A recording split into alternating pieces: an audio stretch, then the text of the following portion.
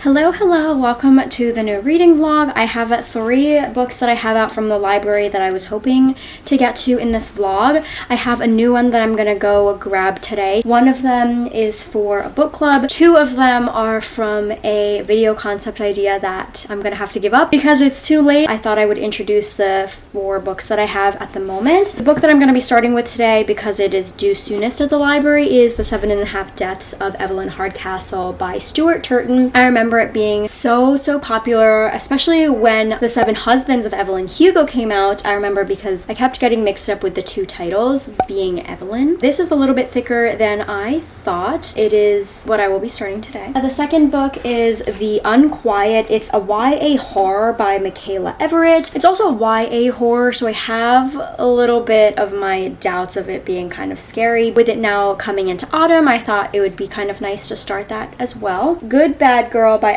Feeney is new. It just published in August, and I have this for Gabby's Book Troop book club. I am going to be starting a reading vlog, get back into things after having moved. I haven't uploaded in a bit, so this order of how I'm uploading things I'm unsure of yet. They're all relatively kind of the same theme of mystery and one horror book, and I hope it's going to be a good time.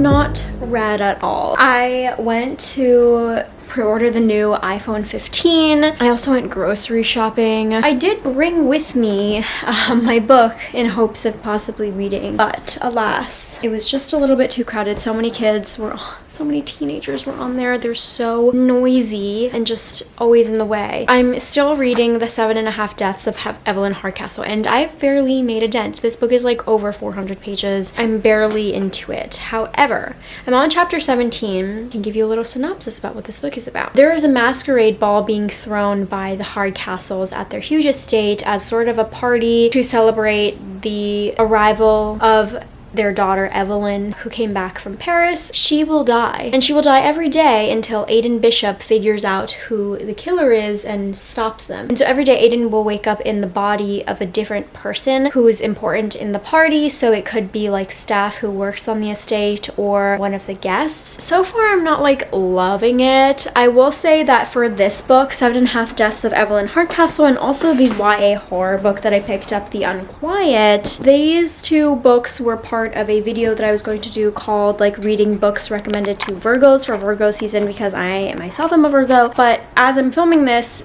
like literally tomorrow, Virgo season's over. And also one book has not yet arrived from the library, and the other book, my sister's, I was gonna reread Gone Girl, but that's like away in boxes. So I decided to axe that video concept and maybe do it next year. We'll see. I have to plan it early, obviously, but also the recommendations for Virgos are not great because a lot of them are nonfiction, and I do not want to do like a whole dredge thing of reading like so much nonfiction at once. I would like to read a decent chunk of this, knowing myself, because I'm not going to get a lot done over the weekend, and this book is so long. Yesterday even I was able to unbox a few more boxes. My room is coming together a little bit.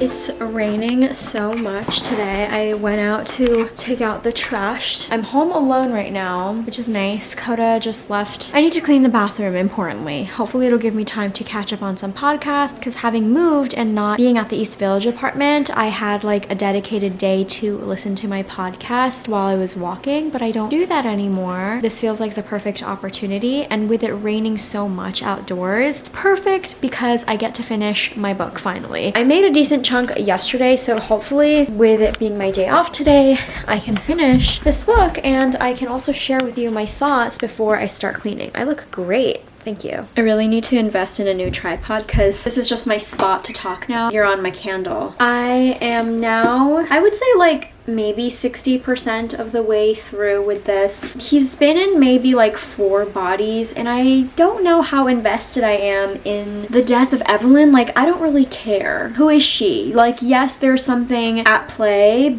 but it's not too interesting, so I'm hoping that there's gonna be like a good reveal. I don't really know who it could be, but there are also other characters in play because I don't understand why Aiden is here, why him coming to the Hardcastle manor or whatever this is so important. However, this blurb that Harper's Bazaar did for this: pop your favorite Agatha Christie whodunit into a blender with a scoop of Downton Abbey, a dash of Quantum Leap, and a liberal sprinkling of Groundhog Day, and you'll get this unique murder mystery, which I think is very perfect and like totally applicable, but I feel like it makes it sound a lot more interesting than it is. Although I've never seen Groundhog Day and Quantum Leap, I know what those stories are about, and it kind of makes me want to watch Downton Abbey because I think that the people in Downton Abbey are like a lot better, a lot nicer, and more understanding, and they're just like overall better people than the rich people in this story. We'll see how I feel about this. I do have a decent chunk, but I think the natural rain sounds will help me.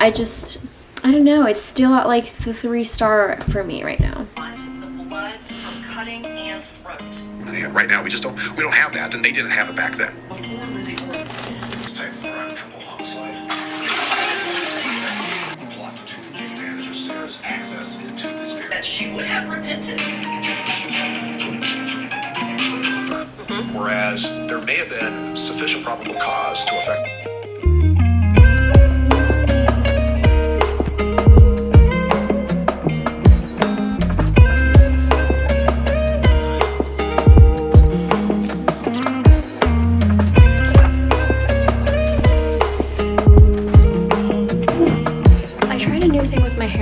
Didn't quite work. Yesterday I finally finished Evelyn Hardcastle. I didn't realize that there's 2 different titles, and in the UK it's called The 7.5 Deaths of Evelyn Hardcastle, and in the US it's called The 7 Deaths of Evelyn Hardcastle. I feel like I really just dredged through this. I ended up reading it for a little bit longer than I typically would have liked, especially for like a weekly reading vlog, so I guess this isn't that anymore. I'm giving this 2 stars. Read it last night. Like I said, I like really struggled through the last 200 pages of it, like 180 pages or something like that. In the end, I kind of was like, why do I give a shit about Evelyn Hardcastle? I really didn't see why she was a good person, why I cared that she was murdered, because it didn't seem like Aiden Bishop, even though he was waking up in bodies that might have had like some sort of relationship with Evelyn, he didn't. So I didn't see why it mattered that much, although it's like he needed to do that to escape Blackheath Castle or manor or whatever this is. The jumping around in the timelines, because it's sort of like a Groundhog Day, Quantum Leap situation, it made it really confusing. I understood why it was done to make things more interesting and so that you could see different plot lines moving along from the perspectives of different characters, but it made it so confusing because it would go from like day 2 to day 6 to day 8 back to day 3 and then day 2 again, and it made it really hard to see which person Aiden was in that time. I really feel like I'm missing something because this book is so popular. I only saw one person out of who I follow on Goodreads like actually DNF'd it, and everyone else was like 4 to 5 stars. This was pretty disappointing. I haven't been having good reads because of that. This morning it was a little chilly. I started reading The Unquiet by Mikaela Everett. I'm not that far into it at all. I made a mistake, and this book is not YA horror, it's actually YA sci-fi, which is kind of funny because I just did that video, or I just uploaded that video of reading books from genres that are out of my comfort zone. In this world there are 2 Earths. They're like parallel universes. I think that they know about each other so that there's like a second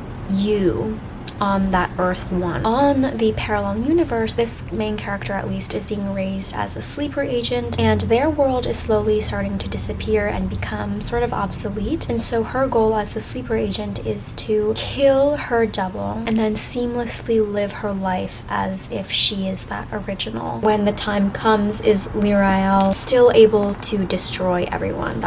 And this Hasidic world is I did like a total naked wash of my hair because it's been a while since I've fully cleansed and detoxed. So it's drying so fast. I read nothing yesterday. I think with the weather being so dreary and rainy, usually when it rains there's so many more people on the train, so it was crowded. I couldn't sit down the whole ride, so my commute kind of sucked. Can you hear that? There's so much construction going on. There's so many noises and the neighbor has on the TV so fucking loud. I would like to hunker down and read. I'm getting down to editing a video right now, and then I have errands that I want to run. I would like to read a lot of the Unquiet today because, like I said, I didn't get to read anything, but also because it's such a thick book and I feel like I'm already falling behind. I think my Goodreads goal, I was back down to 5 books, but possibly with my not reading over the weekend, I think it's back up to like being 6 books. Miraculously, it's still 5 books. I'll update you once I read something. I think that in the book Lyra is based in France. I'm unsure still because of how not far into the book that I am. To me, it sounds like Lyra was taken from one Earth to be put onto the other, but I don't understand how there could be duplicates on the same Earth. So I have many questions.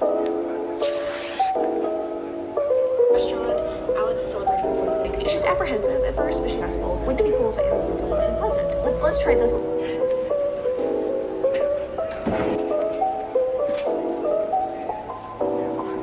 Doesn't look it, but I've cleaned up my space a little bit more, mainly like here, because I do still have 2 boxes I have yet to unpack. I feel pretty good about the progress that I've made. I've been putting that off definitely for like a week or 2, but it looks a lot more organized. I do still have to figure out how to organize like the white shelf, but I like that everything on top is now clean. Yesterday I made the decision to DNF this because I was about 150 pages into it and was really bored. I think the time jumps were just really confusing. Nothing was interesting about this. The concept of this was really cool and I thought it would give like Nikita vibes, but in reality it was giving like Unbreakable Kimmy Schmidt in the Bunker vibes, and it wasn't even funny. Sad about this, but I'm gonna return it to the library today. I started Good Bad Girl by Alice Feeney. I do want to read a decent chunk of this before I head out for the night because I'm going to dinner and then I'm going out after that, so it's gonna be a long night. I've read about 60 pages or so. This is a new release also from August, and it's the book troop book of September, I believe. I have read a few of Alice Feeney's books and always have a pretty good time with it. This book is following 3 different women. Edith, who's been tricked into a nursing home by her estranged daughter. Then there's her daughter Cleo. The last woman is Patience, who works at the nursing home and takes care of Edith. It seems like she's lying about almost everything. Somehow there's a mystery involved in that. They all have to put the pieces together, solving the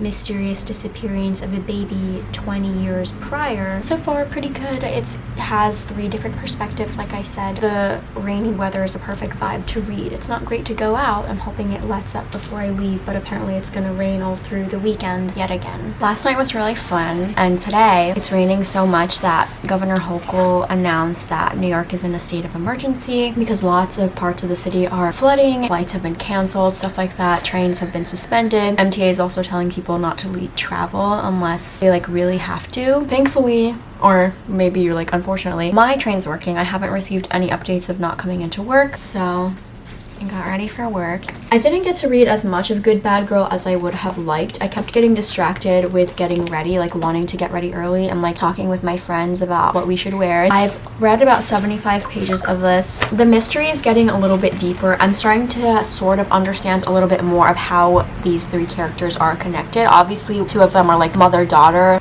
Oh wait, there's like 4 characters. Cleo, Frankie, Patience, Edith. I like that they all have like their own sign. So Patience will be like a ladybug. There's like the end where it flashes back to the disappearance of the baby. Here's Patience's.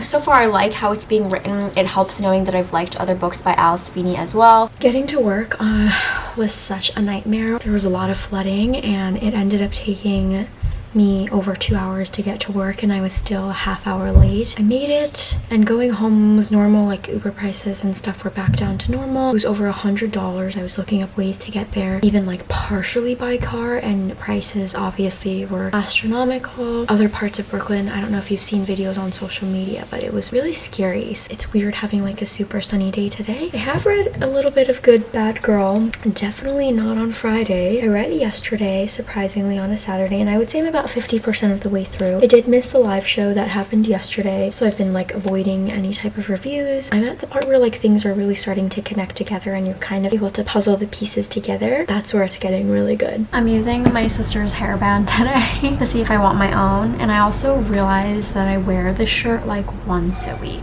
I'm getting tired of it. I need some new work clothes. I'm getting really tired of them. I thought I could finish the rest of this yesterday, but I still have a little bit more. I ended up getting pretty tired. I really would like to finish this on my commute to work because I have maybe 40 pages left.